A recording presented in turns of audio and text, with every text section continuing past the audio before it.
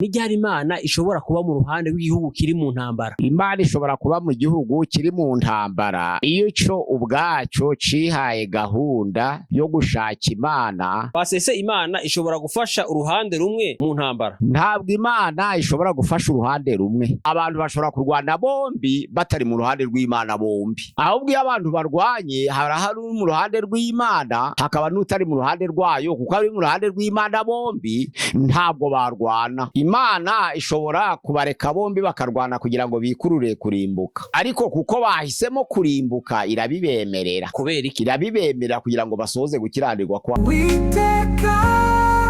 Umva gusenga kwanje, gutaka kwanje kukugereho, gusenga kwanje gushimwa imbere yawe kumubavu, no kumanika amaboko yanje kube nk'igitambo cya nimugoroba. Reka ngusuhuze inshuti ya Gusenga Everyday, nizere ko mumeze neza mu bisaza muri kumwe nanje Manirakiza Edouard. Abari mu Rwanda Shalom, abari mu Burundi Yambi, abari muri Afrika mwese mwumva Ikirundi, Ikinyarwanda, Ikinyamurenge n'ikinyabwisha, tubakiriye kuri Gusenga Everyday tubabwira ngo muhabwe umugisha n'Uwiteka. Abari ku mugabane w'Uburayi Shalom, turakunda kuri Gusenga Everyday. Abari ku mugabane wa Aziya Shalom Shalom, mwihangane n'intambara zirimo zirabanga muri uwo mugabane wa Aziya, Imana ikomeze ibarinde. Abari ku mugabane wa Amerika mu koraniro byacu, Imana ibaha umugisha. Abari ku mugabane wa Oceania, Imana namwe ibahe umugisha mu nshuti zacu. Mwese inshuti za Gusenga Everyday, tubahaye ikaze mu kiganiro cyacu tuyogirana na Pasiteri. Pasiteri uraho? Uraho neza. Amakuru yawe? Turakomeye. Uraho, urashima Imana? Turimo turashima Imana. Eko, byiza cyane. Imana ishimwe ko inatwongeye igihe cyo kubaho. Pasiteri, watangira unasuhuza abantu unasenga Imana? Turashima bene data batuye mu bihugu bitandukanye no mu migabane y'isi itandukanye badufasha kusangiza ubutumwa bwiza, abadukurikira kuri channel ya Gusenga Everyday tubasabiye umugisha. Mana ndagushimiye, ndaguhimbajize neza umwanya utwemere ngo tube tugihumeka umwuka w'abazima tukiriho, twamamaze ubutumwa bwiza duhindura amahanga yose. Ubane natwe, utangirane natwe, reka ubutumwa bwiza bw'umugisha kubabwumva kandi bubashe guhindura umuntu abicaremwe gisha, kuko yemeye kuba muri Kristo Yesu. Ndagushimiye Mwami kuduha kwiyeza buri munsi, kugira ngo Nyagasani igihe uzagaruka mu bwiza bwawe tuzagusanganire, kugira ngo twambikwe ubwiza bw'iteka budashira kandi tubane nawe mu ngoma y'iteka. Mu byanditswe byera haravuga ngo unkunda akitondera amategeko yanje niwe nzabana nawe. Tubyambaje mu izina rya Yesu Kristo, amena. Pasiteri urakoze. Pasiteri, n'iryari Imana ishobora kuba mu ruhande rw'igihugu kiri mu ntambara? Imana ishobora kuba mu gihugu kiri mu ntambara iyo cyo ubwaco cihaye gahunda yo gushaka Imana, ariko muri rusange nta ruhande Imana ibamo mu bihugu byose, nta ruhande igira ku muntu, ariko umuntu we yahisemo kubana n'Imana, Imana ikorana nawe. Ariko Imana ubwayo ntihitamo umuntu, ariko umuntu washatse kubana n'Imana akubahiriza amabwiriza y'Imana, Imana ikorana nawe. Ititaye ahaturutse, ititaye ku gihugu avukamo, ititaye kuri ico gihugu no ku nyungu z'ico. Oya, Imana nta nyungu igira ku gihugu icyo ari cyo cyose. Nubwo bavugaga ngo hari ibihugu bimwe ngo oya, Imana ntigira inyungu ku gihugu icyo ari cyo cyose, kuko ikunda abantu kimwe kandi igashigikira abayigana, kuko iyo ugannye Imana ikorana nawe. Ntabwo Imana yakwirengagiza. Ni ukuvuga ngo ijambo ry'Imana rivuga ngo mushaka Uwiteka bigishoboka. Ni ijambo rivuga ngo iyo ushatse Uwiteka bigishoboka, ntabwo ari umuntu gushaka, ntabwo ari Imana igushaka bitagishoboka cyangwa bishoboka, ariko Uwiteka gushaka Uwiteka bigishoboka, Imana ikorana nawe. Pasiteri urakoze. Pasiteri, Imana ija ku ruhande rw'igihugu kubera ko ari igihugu runaka? Ntabwo ari byo, ntabwo ari ukubera ko ari igihugu runaka. Kuresomye mu gitabo cy'umuhanuzi Mika igice cyaho cya 6:8 haravuga ngo dore icyo Uwiteka gushakaho icyari cyo. Yabwiraga igihugu n'ubwoko nuko wakora ibitunganye mu maso yayo, ugakunda kubabarira, ukagendana n'Imana uciye bugufi, ico gihe Imana iba mu ruhande rwawe kubera wasohoje ibyishaka. Ariko abantu bacecitse ntawe Imana ikunda kuruta, ariko hari iby'Imana isaba. Guca bugufi imbere yayo kuko Imana icyambere mu byerekeye intambara ntikunda intambara. Ariko Imana iyo ukoze ibyo gukiranuka ukagendana nawe wicishije bugufi ugakunda kubabarira, Imana ikorana nawe muri gahunda y'ubuzima no mu cyerekezo cyose. Pastor akoze. Pastor, ninde ugomba kuba ku ruhande rw'undi hagati y'Imana n'abantu? Oya, Imana yo ikunda abantu kimwe, na Yesu Kristo ni igitambo cy'abantu bose. Ko mu Yohana ya mbere igice cyaho cya 2 umurongo wa 1 avuga ngo bana bato ndabinginga ngo mudakora icyaha, ariko ntihagira ukora icyaha, dufite umurengeze kuri Data ari we Yesu Kristo ukiranuka. Uwo niyo mpongano yacu twese, ariko si twe gusa, niyo abari mu isi yose. Haba Imana mu rukundo rwayo, haba umwana w'ikinege ku ijambo ry'Imana avuga ngo ko Imana yakunze abari mu isi cyane byatumye itanga umwana w'ikinege. Ntabwo Yesu Kristo ari igitambo cy'abamwe, n'urukundo rw'Imana subwa bamwe, ahubwo yakunze isi yose, ntabwo ari urw'abamwe. Ubwo rero ntabwo Imana yakunda igihugu kuberera igihugu runaka, ntabwo Imana yakunda igihugu kubera kiri mu gace runaka, ntabwo Imana yakunda igihugu kubera cyubatse mu buryo runaka, ntabwo Imana izakunda igihugu kubera kiyoborwa mu buryo runaka. Ariko Imana iravuga ngo ukora ibyo gukiranuka wese agakunda kubabarira akagendana n'Imana aciye bugufi, Imana ikorana nawe. Pastor akoze. Mu yandi magambo no kuvuga ngo abantu bagomba kuba ku ruhande rw'Imana. Nukuvuga ngo umuntu agomba kuja ku Mana agashaka Imana, Imana ikabana nayo, ko ntawe Imana isubiza inyuma, ntawe. Pastor akoze. Pasese Imana ishobora gufasha uruhande rumwe mu ntambara? Ntabwo Imana ishobora gufasha uruhande rumwe. Hari ibintu bitatu ngo bigomba kuba, impande ebyiri zigomba kurwana, bamwe bakabarusha amayere y'intambara asanzwe, ariko Imana itari mu ruhande rwabo. Ikindi noneho rero, abantu bashobora kurwana bombi batari mu ruhande rw'Imana bombi, cyangwa se bakarwana bombi ariko abayageze mu ruhande rw'Imana bombi ntibarwana. Ahubwo iyo abantu barwanye, hari mu ruhande rw'Imana hakaba n'utari mu ruhande rwayo, kuko ari mu ruhande rw'Imana bombi ntabwo barwana. Kuko ijambo ry'Imana muri Matayo igice cyaho cya 5 umurongo wa 9 haravuga ngo hahirwa abakiranura, ntabwo hahirwa abateranya, hahirwa abakiranura. Cyangwa se hahirwa muri zindi za verisiyo baravuga ngo hahirwa ababiba amahoro oturude aho batuye bakabiba amahoro. Nta niryo Yakobo yasubiyemo igice cyaho cya 3 umurongo wa 18 aravuga ngo imbuto zo gukiranuka zibibwa mu mahoro, kandi zikabibwa na babandi bahesha abandi amahoro. Bisobanura ngo babandi bahesha abandi amahoro babivuye mu mbuto zo gukiranuka. Noneho rero imbuto zo gukiranuka zibibwa mu mahoro, kandi zikabibwa na babandi bahesha abandi amahoro. Ariko hari muri Matayo aravuga ngo hahirwa abakiranura, bagasanga abantu bari kurwana bakabakiranura, ahubwo bakabahuza bakawunga mu rukundo. Noneho rero umuntu wese uzana amahoro, Imana ikorana nawe, kuko Yesu niwe mahoro yacu. Imana ni itanga amahoro, kandi nta mahoro y'umunyabyaha. Muri Yesaya 48 umurongo wa 22 haravuga ngo nta mahoro y'umunyabyaha, ni ku Uwiteka avuga. Nuvanga abarwana nuko batari mu mahoro.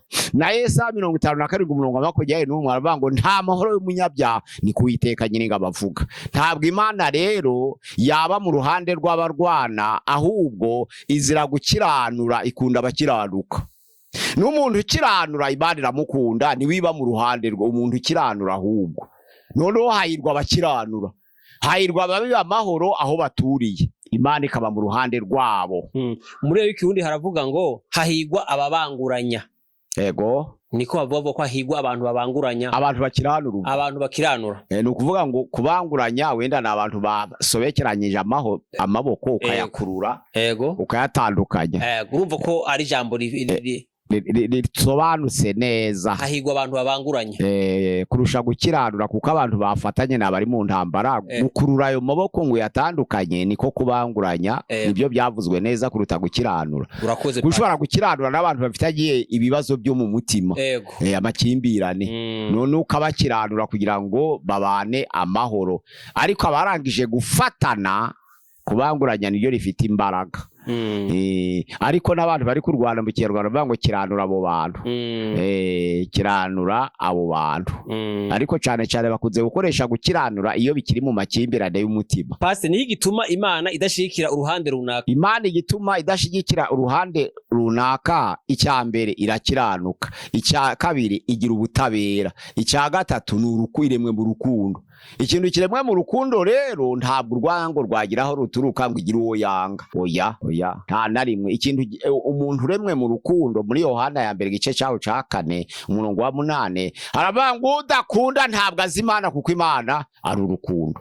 Ntabwo Imana rero yabiremwe mu rukundo ngo ihindure kamere yayo igira uwo yanga. Ndarizo mpamvu ijambo ry'Imana mu Baroma gice cya 5 umurongo wa 8 aravuga ngo ngiki cerekanye urukundo rw'Imana, nuko Kristo yapfuye tukiri abanyabyaha kandi tudasabye Imana imbabazi. Kubera iki? Yubatse mu rukundo, ntiyahindura kamere yayo ngo noneho igire kuko iri mu butabera, ikoresha ukuri n'urukundo, ntaho kwanga umuntu byaturuka. Cyakora umuntu yakwiyanga agatandukana nayo, aho byashoboka. Umuntu yakwiyanga agatandukana n'Imana, aho ngaho ntibireba Imana, bireba umuntu. Basi iyo usomye mu Migani 21 umurongo wa 2 hari ibyaha karengane n'ubwibone igituma Imana idashigikira uruhande rumwe, nuko Imana ishobora gushikira uruhande rumwe ibyaha Imana ntirushigikira, uruhande rumwe ubwibone ntirushigikira, nkuko mu Migani 21:2 havuga. Uruhande rw'ubwibone bwo ntabwo rwakorana n'Imana, n'uruhande rumwe ibyaha ego ntibyakorana.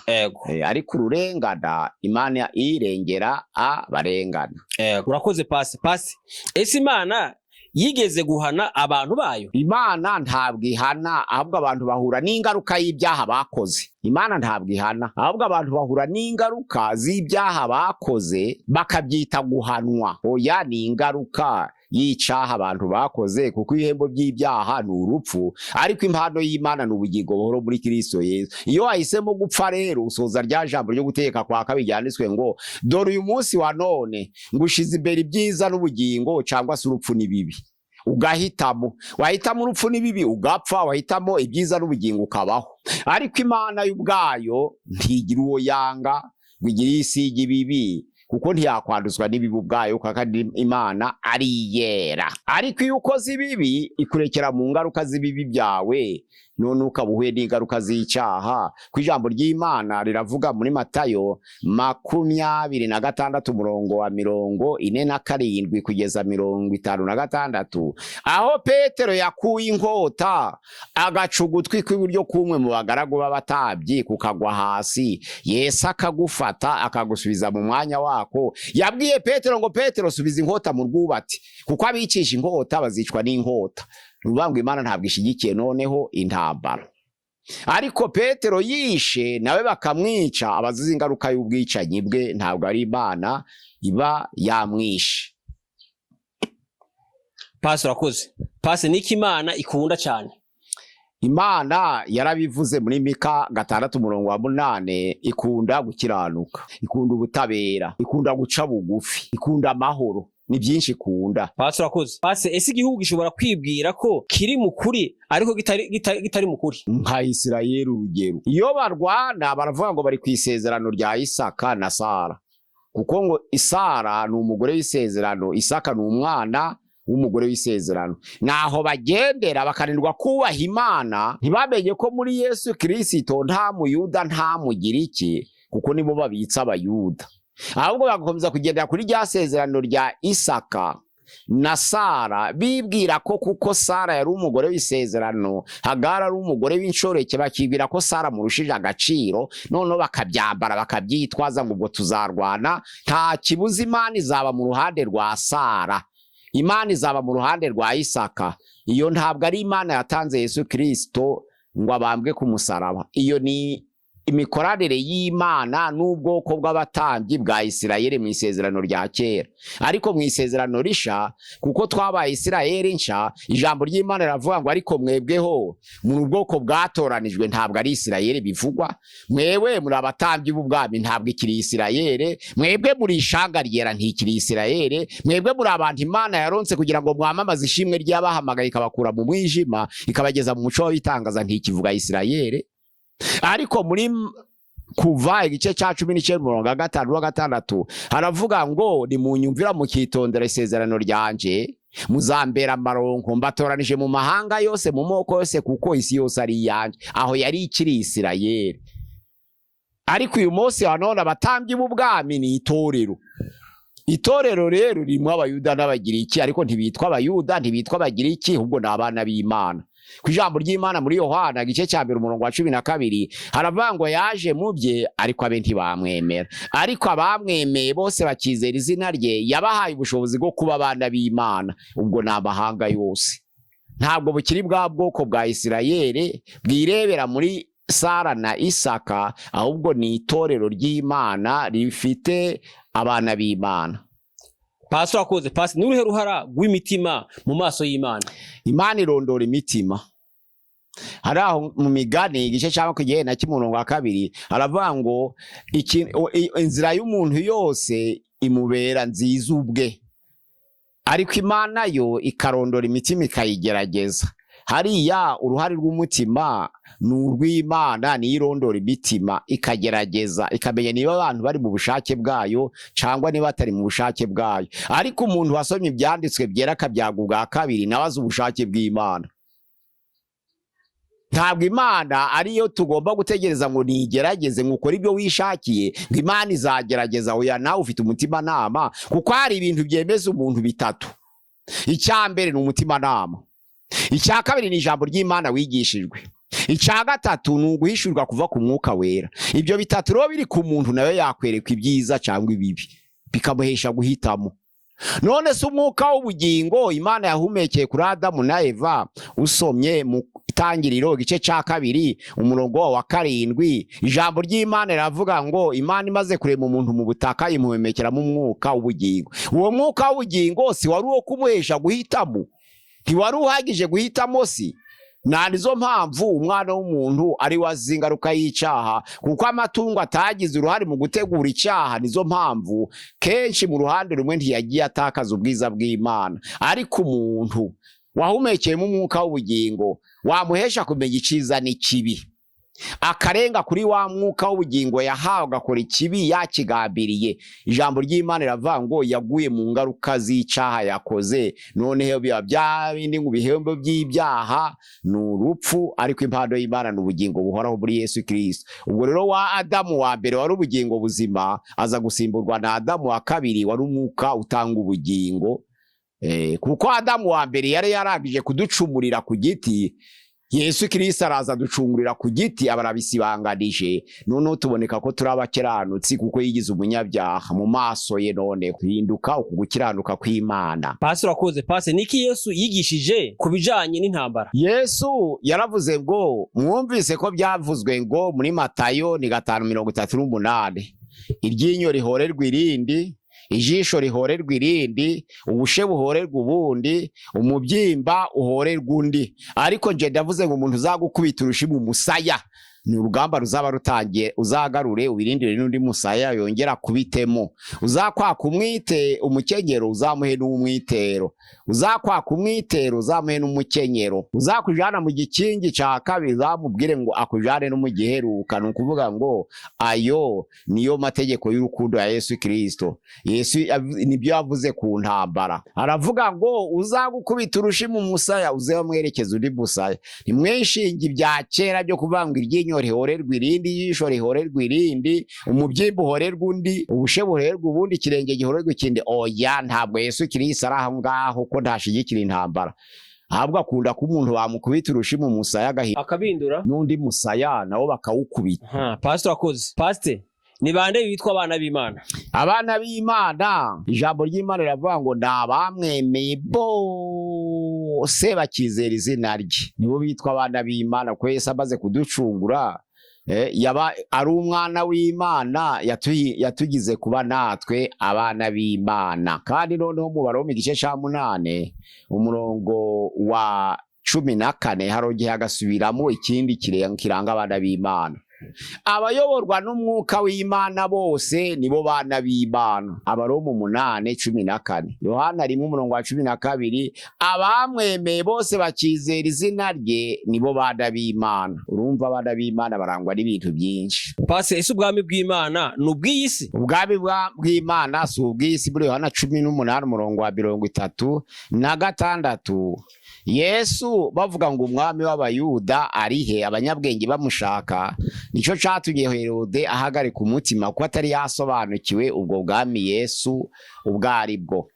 Ariko noneho niho yagize ishari ashakisha ingamba zo kurwana, kuko ubwami bufite umwami, kumva ko havutse undi mwami byatumye ahagarika umutima.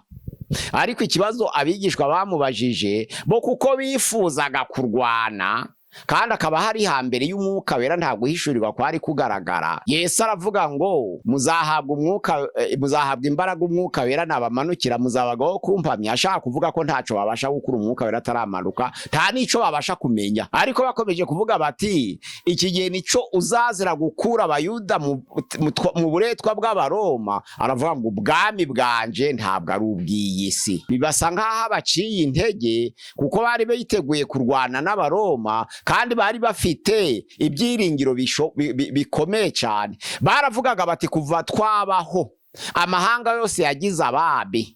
Nubwo Abisirayeli bifuje kugira umwami nk'amahanga, ariko twe tubonye umwami utandukanye n'umwami w'abami b'amahanga. Gute se? Azura abapfuye. Ubwo abasirikari bacu bazaja bararaswa bose bahinduke bazima, abazure. Icambere abasirikari bacu bitume batagabanuka nubwo twaba turi bake. Icya kabiri, uzakomereka nugukoraho gusa, wa musirikare agakomeza urugamba. Ariko abandi tuzarasa bazaja bapfa, nubwo twaba babiri tuzabamara, kuko niba tuzarwana tudapfa abandi bapfa na babiri bafata igihugu. Nuko bari babitekereje, babonye ari kuzura abapfuye, babonye ari gukiza abarwayi, bati okay, abasirikari bazatangira urugamba ari 10 baruragiza ari 10. Ico bibwiye rero bagitekerezaga ku bwami bw'isi, kuko ingabo bavugaga zivurwa nizo kw'isi. Ariko Yesu aravuga ngo ubwami bwaje si ubw'iyisi. Asa nubaciye intege, ariko none hagiye kuja mu ijuru abwira ngo mugume Yerusalemu, ntimuramenya, ntimurahishurirwa, muzahabwa imbaraga umwuka wera nabamanukira, nibwo muzabona ubushobozi mukaba abagabo bo kumpamya Yerusalemu, Yudaya, Isamayira kugera ku mpera y'isi, nibwo muzabishobozwa n'imbaraga z'umwuka wera. None mukamenya ibyo mwakora ibyari byo. Ariko ubundi bari bakera abizera bisezerano rya kera, Yesu agakorera ibitangaza muri bo, bakibwira ngo nibo. Nizo mpamvu iyo habaye igitangaza, kuko bibwiraga ko ari bo, ntibasobanukirwe ngo bahishwe ko ari Yesu wabikoreye muri bo. Baravuga ngo Yesu, abadayimoni baratumbira mu izina ryawe. Yesu ntabwo yababwiye ngo nibyo koko babumviye. Aravuga ngo nabonye Satani amanuka ava mu ijuru ameze nk'umurabyo, nari nabahaye ubutware bwo gukandagira inzoka na sikorupiyo n'imbaraga zose z'umwanzi, ariko ntimuje mwishimira ko abadayimoni babumviye, ahubwo muje mwishimira mutekereze ko amazina yanyu yanditswe mu ijuru. Nuko ari yabonye ko bari kuvuga ibyo batazi. Aravuga ngo ubwami bwaje si ubw'iyisi rero. Pasi, urakoze. Pasi, ntigikwiriye kuranga abantu kurusha intambara? Amahoro ni ukuvuga ngo amahoro Yesu yabwiye abigishwa ngo mbasigiye amahoro. Muri Yohana 14:27 aravuga ngo mbasigiye amahoro, amahoro yanje ndayabahaye, nta kindi nta wundi murage mbasigiye, na amahoro, kandi imitima yanyu ntikuke. Mbasigiye amahoro, amahoro yanje ndayabahaye, ariko mwe gutekereza ko nayabahaye nk'abisi. Ntabwo ndi umunyepolitiki yo gutanga amahoro yo kw'isi, wo ni umutekano w'igihe gito. Nje mbasigiye amahoro, kandi amahoro yanjye sinyatanga nk'abisi. Uw'amahoro ntanga ndayiteka ryose. Abisi bashobora kubabesheje amahoro y'igihe gito, nje mbahaye amahoro, amahoro yanjye ndayabahaye, atandukanye n'ayo y'isi batanga, muyakire. Ngici ico Imana ikunda. Pasi, urakoze. Pasi, si Imana ishobora kureka impande zombi zikagwana? Imana ishobora kubareka bombi bakarwana kugira ngo bikurure kurimbuka. Ntabwo ibishaka ko hagira urimbuka, ariko kuko bahisemo kurimbuka irabibemerera. Kubera iki? Irabibemerera kugira ngo basoze gukiranirwa kwabo. Irabibemerera musoze gukiranirwa. Ubwo mwashatse gupfa mupfe, nugusoza iryo jambo ryo guteka kwako. Ubwo mwashisemo gupfa mwembi mupfe mwembi, yabareka. Kuko bahisemo yabareka. kuko bahisemo ko bya bintu Imana yaremanye umuntu bya bintu Imana yaremanye umuntu wabibutsa abantu n'uyu muntu yarakuremanye gutekereza, ikaguha kumenya, ikaguha guhitamo, ikaguha umudendezo kubera wa mwuka w'ubugingo. Uretse ko Paulo yakomanza aravuga ati wa mwuka w'ubugingo twahawe twahamagariwe umudendezo koko, ariko bamwe bakoresha wa mudendezo urwitwazo rwo gukora ibya kamere bakabirarikira. Ico gihe baba batambikire, baba bataye inzira. N'abashaka kurimbuka nibarimbuke, Imana izabibaha. Ariko Imana ntabwo izarimbura abantu, ahubwo abantu bazakora ibyo kubarimbura ubwabo. Urakoze. Niki gituma Imana yarafasha abantu mu ntambara zo muri Bibiliya? Icatubaga Imana ifasha abantu muri Bibiliya nuko yarebaga haraba amahoro. Ni haba intambara, ni iki kirazana amahoro? Byarabaye Abisirayeli bagomeye Imana pe, Abayuda baratambikira basenga ibigirwamana. Usomye Ingoma ya 2 ibice 36 umurongo wa 14 bava mu nzira y'Uwiteka. Ariko Imana ntabwo ariyo yashatse kubahana, ahubwo baguye mu bibi by'ibyaha byabo. Kuba baratambikiriye bakarabya izindi mana, ntabwo bari bakizera gutabarwa kuva ku Uwiteka. Uwiteka aravuga ngo nari ndi Imana yayo. Ubwo rero mudashaka gutabarwa kuva kuri nje, Imana isubira muri rya jambo bavuze igihe bisabiraga umwami muri Samweli ya mbere igice cya 8. Aho bavugaga ngo Abisirayeli bisabira umwami. Turashaka kuba nk'andi mahanga. Abakarudeya bafite umwami, Abarabu bafite umwami, Abafilisitiya bafite umwami, Abafilisitiya bakagira umwami, Abamowabu bakagira umwami, Abamoni bakagira umwami, Abameleki bakagira umwami. Natwe dukeneye umwami. Ijambo ry'Imana ravanga ibyo bibabaza Samweli cyane. Ariko Imana iramubwira ngo Samweli wibabara, kuko burya ntabwo ari we banze, ahubwo ni nje banze ngo ntaba Imana yabo. Genda ubaha umwami bifuza, ariko babwire ngo ibyo azabakora ntibakazanyiyambaze. Bahise bw'ibibi, bamaze kugomera Imana rero baseze ibigirwamana, niho habaye bakongesha uburakari bw'Uwiteka. Imana ibarekurira mu maboko y'abanyamahanga. Usomye Yeremiya igice cyawo ca 25 umurongo wa 9 na Yeremiya igice cyawo ca 27 umurongo wa 6 haravuga ngo ibyo bihugu byose nzahamagara umugaragu wanje Nebukadinezari kugira ngo anesha ayo mahanga, azabanyaga ndetse azamukorera muhaye n'amatungo mu misozi ngo akorere Nebukadinezari. Nukuvuga ngo bahisemo ibibi, none Imana ihamagaye umubi kugira ngo bya bifuje babibone ko banze ko Imana iba umwami wabo. Nebukadinezari arabanyaga muri 587 agaba igitero Yerusalemu cari ca gatatu, ajana abaturage bose asenya n'imfatiro.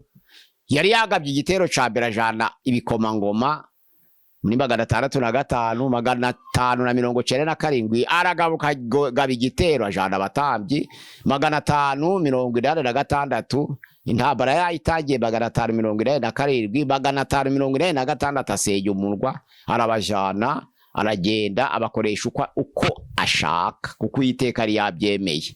Ariko noneho Nebukadineza kuko yari yishimye ati ubwoko bw'Imana ndabufite ntaco ngitinya, ijambo ry'Imana avangwa ari ishungerezwa, arabakubita arabababaza arenza urugero. Amaze kurenza urugero, Imana yitegereza Nebukadineza sanga ari umugome cyane. Iravuga ngo ninde muntu uzakura bariya Bayuda mu maboko ya Nebukadineza, ninde nzamubonahe? Imana irareba isanga mu bantu bashobora kunesha Nebukadinezari ari Kuro, iramubona. Niho irabati ibyintu by'Uwiteka noneho avuze ku bya Kuro, uwo yimikishije amavuta, nzakenyeruza abami kubwe, nzamuja imbere, inzugi z'ibyuma zazicamo kabiri. Nukuvuga ngo nzakenyeruza abami kubwe, nzamuja imbere, nzamuneshereza amahanga ari imbere ye, ahataringaniye nzaharinganiza, nzamuherekeza, nzamenagura inzugi z'imiringa n'ibihindizo by'ibyuma nzabicamo kabiri kubwa Kuro. None ngiye kumusiga amavuta. Icyatumye Imana imusiga amavuta kugira ngo agire imbaraga ziruta za Nebukadinezari. Ariko none ikigaragaza ko Nebukadinezari yari yarengeje, muri Zakariya igice cyawo ca mbere umurongo wa 12 haravuga ngo marayika aravuga ati ayi Uwiteka uzageze kutababarira i Yerusalemu n'imidugudu yaho kandi umaze imyaka 70 ubarakariye. Ariko Yeremiya 25:8 aravuga ngo kuko bavuye mu isezerano ryanje umugaragu wanje Nebukadinezari azabanyaga kandi azabamarana imyaka 70. Ariko marayika muri Zakariya aratakamba ati Uwiteka Nyagasani, ese uzageza he kutababarira imidugudu yose y'Ubuyuda kandi umaze iminsi uhababaza? Ariko marayika asubizanya ijwi rimara umubabaro aravuga ngo nongeye gufuhira Yerusalemu ni Siyoni. Nari nateguye ko Nebukadinezari azababaza Abayuda koko kugira ngo abampanire abangororere kubagorora, ariko noneho yarakabije arishungerezwa kuko namuhaye ubushobozi kuri bo abababaza cyane. None nongeye gufuha ifuhe rikomeye, mfuhiye i Yerusalemu ni Siyoni hanje. I Yerusalemu hazongera hubakwe. Ninde uzatuma hubakwa? Ni Kuro Umuperesi. Imana iramuhamagara nawe arabyivugira ati Imana yantoranije kugira ngo insindishirize amahanga, noneho Abisirayeli baje kubakira Uwiteka urusengero. Arabyivugira muri Ezira igice cya mbere ko ari Imana yamwitoranirije. None Imana itabara Abayuda kuko Nebukadinezari wari wabigabije kubw'ubushobozi Imana yamuhaye yarengeje urugero. Noneho Kuraza afite imbaraga nyinshi arabamwaka aho uburenganzira bwo gutanga baje Yerusalemu bubaka urusengero. Nubwo buryo Imana ikora. Banyazwe kubera bavuye mu mategeko y'Imana, barabije ibigirwamana. Ariko icyatumye Imana itoranye Nebukadinezari ngo abahane nuko umuntu mwiza atari uhana ahubwo ahantu mubi. Icyatumye Imana itoranya Kuro nuko Nebukadinezari yahanye akarenza urugero yagombye kugarukirizaho. Imana ikongera igafuhira Yerusalemu. Ni muri ubwo buryo Imana ikora, ikorana n'uwazana amahoro. Yaba mubi ariko niba icerekezo cye ari cyo kuzana amahoro, Imana ikorera mu ruhande rw'uwabasha kuzana amahoro. Naho gukuraho ikibi bisaba ngo abari mubi kurutu uwakoraga ikibi. Ibyo byo nibyo. Icyatumye Kuro ashobora Nebukadinezari nuko yari mubi kurusha Nebukadinezari. Iyo ataba mubi kumurusha ntiyari kumushobora. Ariko ahanagura ikibi cya Nebukadinezari arekura ubwoko bw'Imana buja kubaka urusengero. Uwo muntu rero ugiye guhesha amahoro nubwo yaba mubi, Imana iba mu ruhande rwe. Agiye guhesha amahoro ariko ni mubi. Uwari uri kudurumba akakuraho amahoro, Imana ntiba mu ruhande rwe kuko Yesu niwe mahoro yacu. Imana reba mu ruhande rw'umuntu ukiranura akazana amahoro gusa nta kindi. Ititaye ahaturuka, ititaye uko avuka, ititaye ku bwoko, ititaye ku gihugu. Pastor wakoze. Ese pasti kuba mu rusengero birahagije ngo umuntu abe ku ruhande rw'Imana? Urusengero ni inyubako, ntabwo ari itorero. Biratandukanye. Inyubako yo niyo kugaba imvura, niyo kugaba izuba, niyo kugaba imbeho, niyo kurinda abajura, ariko ntabwo ari yo guhindura abantu abana b'Imana. Abo mu rusengero bose ntabwo ariko ari abana b'Imana. Narizo mpamvu Yesu yabakurinzira ku murima. Yohana 4:20 avuga ngo igihe kirageze ubwo abantu batazongera kuja ku rusengero ngo basengere Yerusalemu cyangwa ngo bazamuke umusozi. Ubwo abantu bari bamenyereye ko Imana iba ku musozi, abandi bamenyereye ko Imana iba ku rusengero gusa. Utari ku rusengero ntarabona Imana, utazamutse umusozi ntarabona Imana, kuko bagenderaga mu ishusho ya Mose yajaga ku musozi koko, bagendera mu ishusho ya Eliya yajaga ku musozi, bagendera mu ishusho ya Yesu wajaga ku musozi. Ariko none Yesu araberura avuga ati bigiye guhinduka. Igihe kirageze ndetse kirasohoye ubwo abantu batazongera gusengera Imana ku musozi cyangwa Yerusalemu. Dore Imana ni umwuka, n'abayisenga bagomba kwisega mu mwuka no mu kuri. Abo nibo bana b'Imana Imana yishimira, nibo Uwiteka ashaka. Imana rero yumvishe abana abasengera mu mwuka, basengera mu mwuka no mu kuri, naho waba uhagaze hose. Waba uri mu rusengero ugasengera mu mwuka, Imana irakumvira. Waba uri mu soko ugasengera mu mwuka, irakumva. Waba uri mu guriro ugasengera mu mwuka, irakumva. Waba uri muri gare ugasengera mu mwuka, irakumva. Kuko amasengesho ntabwo arayo kwabira gusa. Amasengesho afite ubwoko bumwe. Hari amasengesho y'umwimerere, hari amasengesho y'ingwiririzi, hari amasengesho y'ibyiyumviro, hari amasengesho y'indimi. Ayo masengesho yose siko yose asaba gusakuza.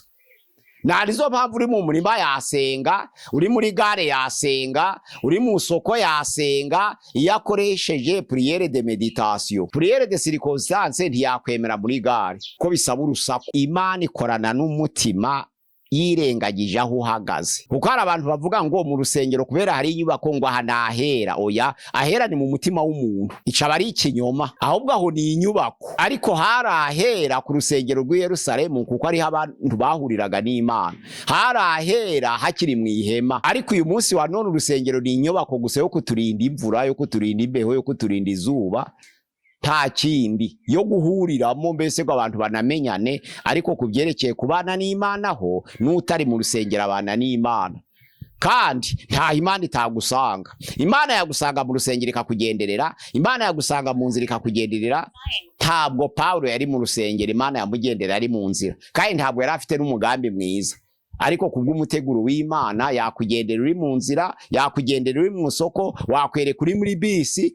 Urusengero rw'Imana yemera rero ntabwo ari inyubako yubatswe n'amaboko y'abantu, ahubwo ni imitima y'abera. Pase urakoze. Pase niki tugomba kwibaza mbere yo kumenya uruhande rw'Imana? Icyo tugomba kwibaza buri wese agomba kuvuga ati nta kintu kintandukanya n'Imana caba kiri hagati yanjye n'Imana. Nta kintu caba kintandukanya n'Imana. Mana undondora umenye ico nibwira. Ndondora umenye kugira ngo umenye ico nibwira. Nta kintu caba kiri hagati yanjye n'Imana caba kintandukanya nayo. Nico umuntu wese yibaza. Naho kuvuga ngo ndarengana, ushobora kurengana nawe uri mubi. Ico gihe ntabwo wabyitwaza ngo wararenganye. Niba wararenganye uri mubi nawe warenganije abandi. Ahubwo izo mpamvu icyo nico umuntu agomba kumenya. Warenganye uri mubi ariko kuko warenganije abandi. Ariko none ugomba kureba nge nawe Mana nta kidutandukanya. Ahubwo ni umuntu agomba kugenzura. Urakoze neza Pastor. Pastor, si Imana ireba igihugu cyangwa ku muntu ku giti cye? Ntabwo Imana ireba igihugu, ntireba umuntu ku giti cye. Oya, ngo imutoranye nk'aho abaye umwihariko. Uwitoranije imwembera ari uko yubahirije amasezerano yagiranye nayo.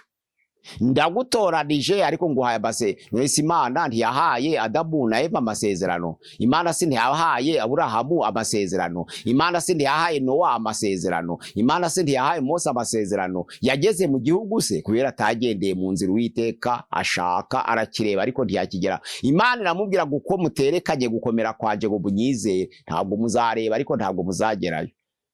Ntiyari yasezeranye nawe se? Iyo Imana igutoranije ikaguha amasezerano ntuyakurikize, umera nk'abandi. Pastor urakoze. Pastor, niki Imana yanka mu ntambara? Imana yanga akarengane. Imana yanga ihohotera. Izi ko umuntu arakemura akarengane agakuraho ihohotera, iragukunda kuko yanga akarengane, yanga ihohotera. Abantu bari mu gahura bakavuza ngo mbese ukureba uko utekereza ngo Irani na Amerika ngo ikizatsinda ikihe n'iki. Ico ntawakimenya. Ab'Imana izabonamo kwifuza amahoro bazatsinda. Itarebye ngo citwa Irani, citwa Iraki, kiri muri Aziya, kiri muri Amerika, kiri mu Burayi, ititaye kuri ico. Ariko Imana izasoma ikagerageza umutima we, ikamenya ko ari ushaka amahoro, izamumenya uwazatsinda. Naho njewe umutima guri muri ibyo bihugu singuzi. Pastor urakoze. Pastor, niki Imana ishaka ku bantu bayo? Imana ishaka ko abantu bose bagira ikintu citwa ubumwe, bakagira kabere y'Imana y'urukundo.